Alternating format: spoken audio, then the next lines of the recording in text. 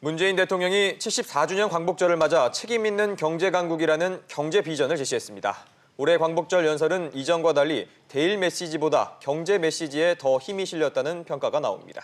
이런 가운데 불매 운동은 더 강해지고 더 다양한 분야로 확산되고 있습니다. 김정현 기자와 함께 알아보겠습니다.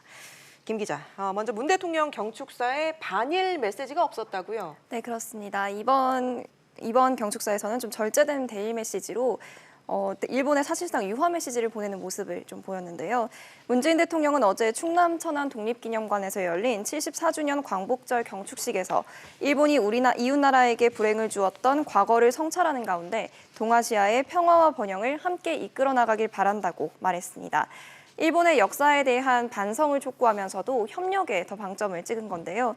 특히 이번 일본의 경제보복 조치와 관련해서는 일본의 부당한 수출 규제에 맞서 우리는 책임 있는 경제 강국을 향한 길을 걸어갈 것이라면서도 지금이라도 일본이 대화와 협력의 길로 나온다면 우리는 기꺼이 손을 잡을 것이라고 강조했습니다.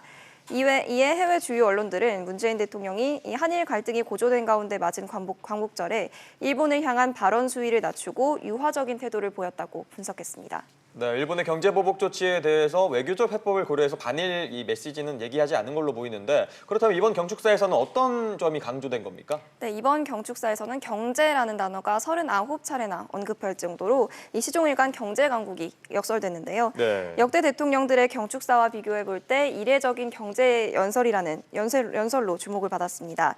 이번 광복절 경축사의 가장 핵심적인 문구는 아무도 흔들 수 없는 나라인데요.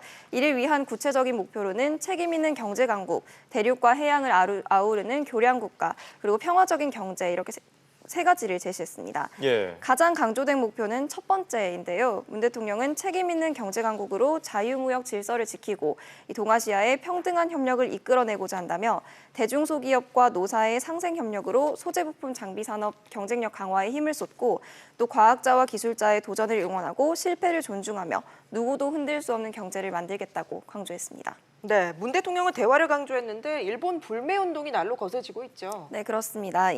수입 맥주 시장에서 10년 동안 부동의 1위를 달렸던 일본 맥주가 지난달에는 3위로 급락했는데요. 관세청 수출입 무역 통계 시스템에 따르면 지난달 일본 맥주 수입액은 434만 2천 달러로 집계됐습니다. 전달 790만 4천 달러에 비해 45.1%가 감소한 건데요. 일본 불매 운동의 여파라는 분석이 나오고 있습니다. 또 일본 유명 브랜드 유니클로의 신용카드 매출액도 한 달 만에 70%가 급감했는데요. 6월 마지막 주 59억 4천만 원에서 7월 넷째 주 17억 7천만 원으로 내려갔습니다. 여기에 일본 주요 관광지에서 사용된 신용카드 결제액도 한 달 만에 20% 가까이 줄면서 일본 여행 수요도 줄어든 모습을 보였는데요.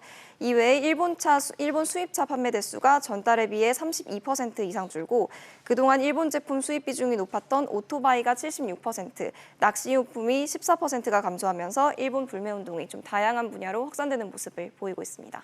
알겠습니다. 김 기자 얘기 잘 들었습니다.